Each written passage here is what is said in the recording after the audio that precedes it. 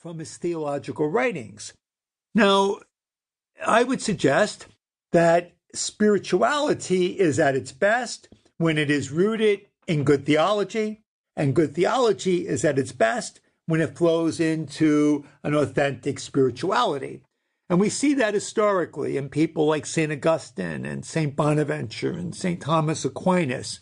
And I would suggest that we'll see the same thing in Karl Rahner. So in this instance, however, we'll be focusing exclusively on his spiritual writings, not his theological thought. But I want to strongly state that his spiritual writings are really influenced and are rooted in his solid and well thought out theology. And so the first prayer that I'd like to begin with is actually the title of this conference, The God of My Life. And this is how Karl Rahner prays it. He says, or he prays, I should like to speak with you, my God, and yet what else can I speak of you but you? Indeed, could anything at all exist which had not been present with you from all eternity, which didn't have its true home and most intimate explanation in your mind and heart? Isn't everything I ever say really a statement about you? On the other hand, if I try shyly and hesitantly to speak to you about yourself, you will still be hearing about me.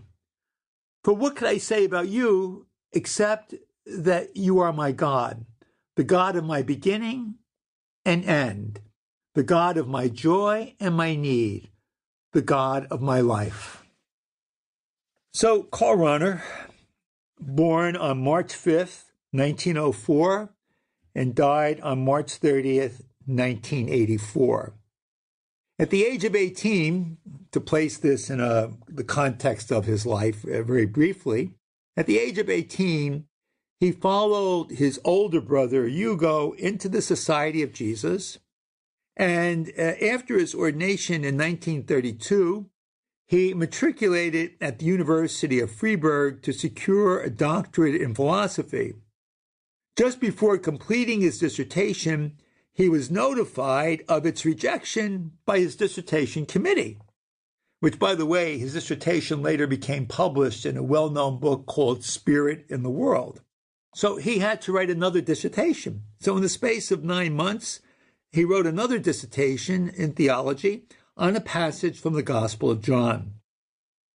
The war interfered with his teaching career when the Nazis expelled the Jesuits from their schools, so Rahner joined the Diocesan Pastoral Institute in Vienna for 6 years, only returning to university teaching in the late 40s after the war. Now, in his early teaching, Rahner was up against really, I would say, the stagnant state of theology, or the lack of creative theological thinking that was operative at that time. And he really found the theology that was being taught at that time, as he put it, incapable of being pastorally meaningful. And so early on, Rahner, in his theology, his focus was how to think through and create a theology that would be pastorally meaningful.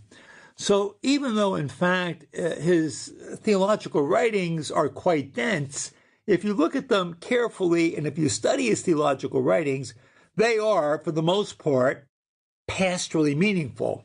But I would carry it a step further. In these conferences, you'll see that his theology, which was not only pastorally meaningful, spilled over into really a compelling, meaningful, relevant spirituality, and I would say a spirituality for the 21st century. And kind of at the crux of it all, Rahner's basic thought, to bring it down to his most basic thought, is this, is a possibility for self-transcendence is found in every human being who ever imagines something beyond his or her own immediate capabilities or possessions.